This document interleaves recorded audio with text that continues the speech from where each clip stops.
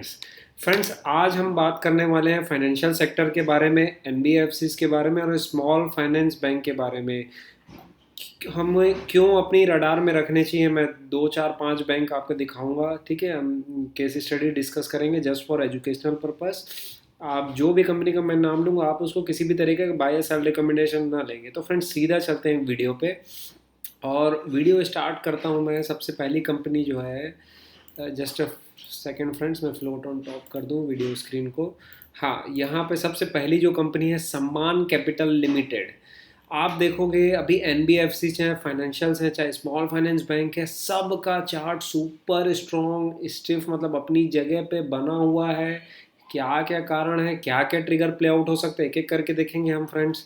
तो सम्मान capital limited, सम्मान कैपिटल लिमिटेड में अभी देखो आप, रिसेंटली में एंड ऑफ सितंबर में मतलब हैवी वॉल्यूम्स के साथ बहुत प्राइस एक्शन देखने को मिला अपने को। ठीक है, 12%, फिर 5%, 6%, ऐसा अच्छी खासी वॉल्यूम थी।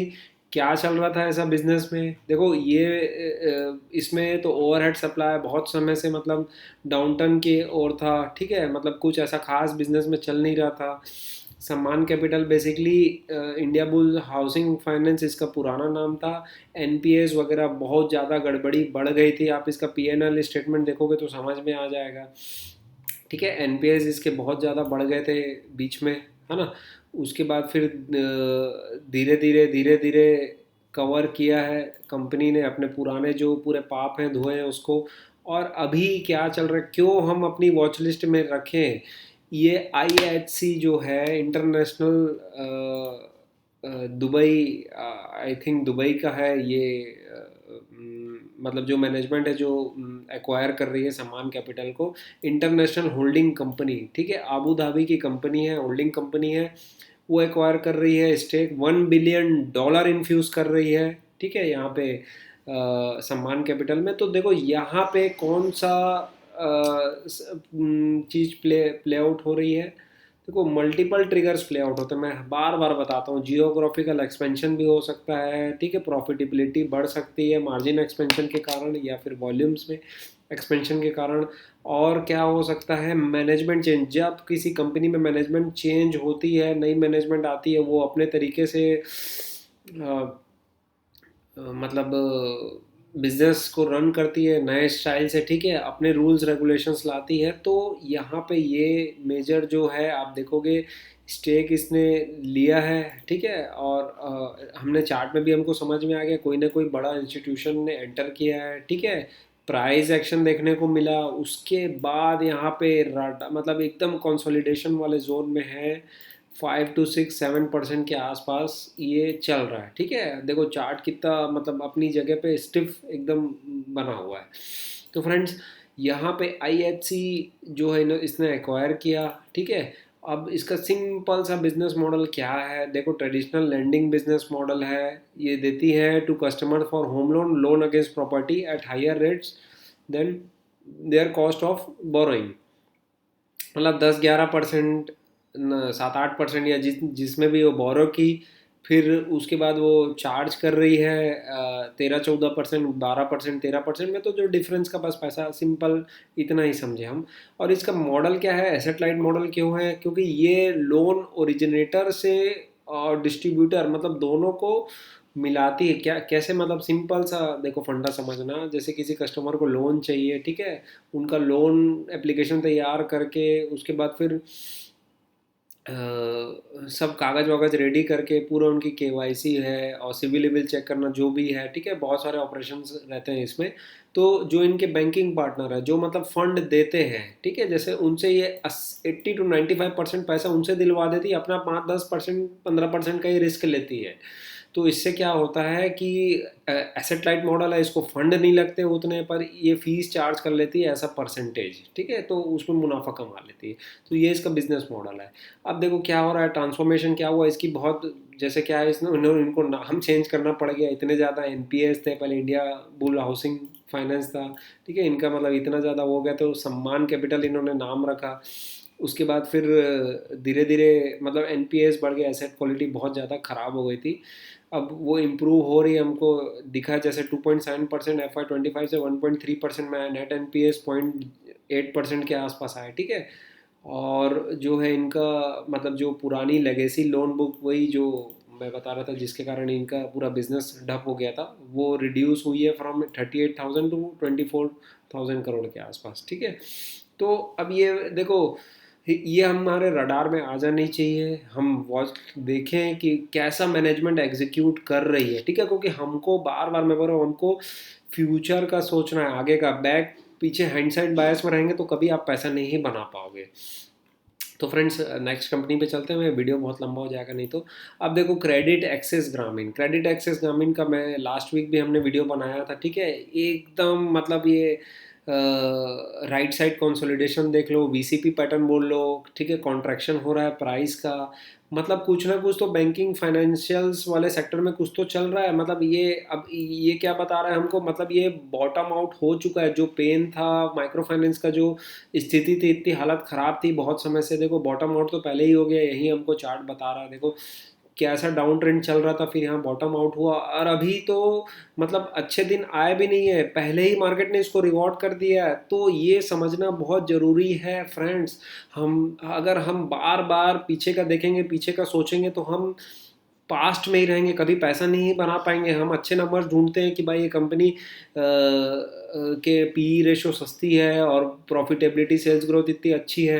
हम कभी फ्यूचर का देखते ही नहीं, हम जाके कौन कॉल और अर्निंग्स रिपोर्ट पढ़ते ही नहीं है कि क्या बोल रही है कमेंट्री, मैनेजमेंट की कमेंट्री हम सुनना ही नहीं चाहते, AI के ज़माने में भी, अब जबकि इतना सिंपल हो चुका है। तो अभी इसने यहाँ से पिछले क्वार्टर से ही मार्केट ने इसको रिवॉर्ड कर दिया, लगभग 50-60% जंप कर दिया पहले ही। तो अभी तो भाई, अभी तो पेन लिया इन्होंने, प्रोविजंस वगैरह पूरे प्रॉफिटेबिलिटी में ख़त्म किए हैं। जो पुराना जो पेन था माइक्रो फाइनेंस में, सबको पता है बहुत समय से पेन चल रहा है। अब यहाँ से जब अच्छे दिन स्टार्ट, मतलब ऐसा ऐसा हमको जो फील आ रहा है, जितनी कंपनियों को कमेंट्रीज हम जितने मैनेजमेंट का देख रहे हैं, प्लस चार्ट भी हमको बता रहा है कि हाँ कुछ ना कुछ तो है सेक्टर में। अब देखो, ये राइट साइड टाइट कंसोलिडेशन बना, फिर आज थोड़े से वॉल्यूम्स के साथ प्राइस एक्शन देखने को मिला। क्रेडिट एक्शन एक्सेस ग्रामीण क्या करती है, थोड़ा सा मैं इसका भी बिजनेस मॉडल बता देता हूँ।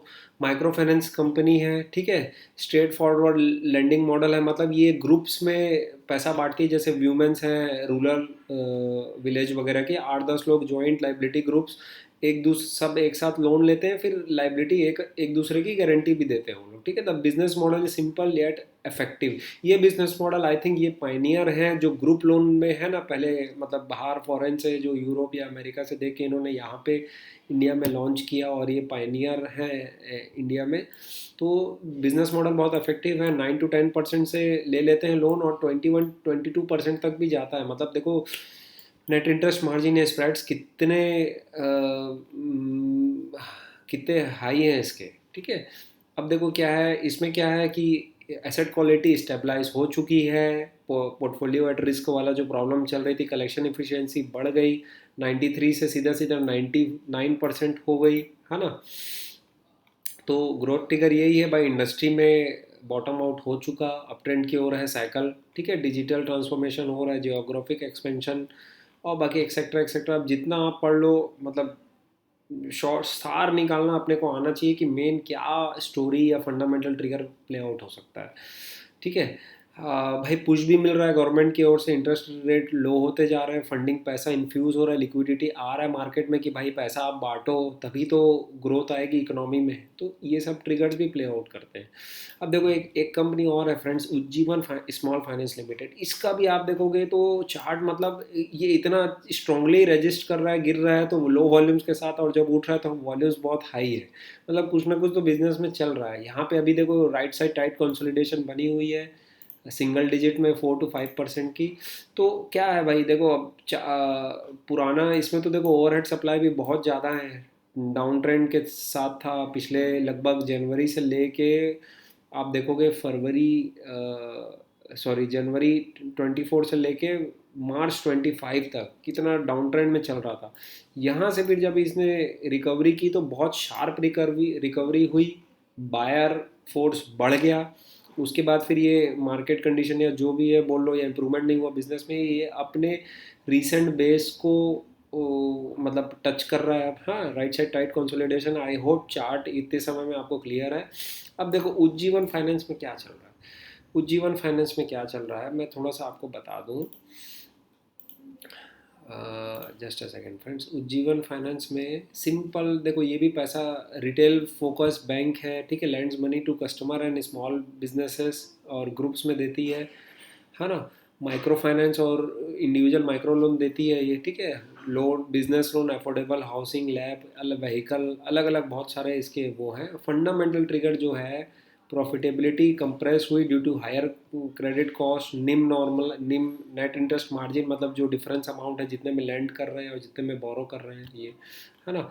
इसके बाद जो अब जो है, जो मेन है सिक्योर्ड लोन्स में ये जा रहे हैं, है ना। और एसेट क्वालिटी की स्टेबलाइजेशन हो रही है, ग्रॉस एनपीए नेट एनपीए की प्रॉफिटेबिलिटी जो थी पूरा पेन ले लिया इन्होंने लास्ट क्वार्टर में, यहाँ से अब अप ट्रेंड की ओर साइकिल दिख रही है अपने को।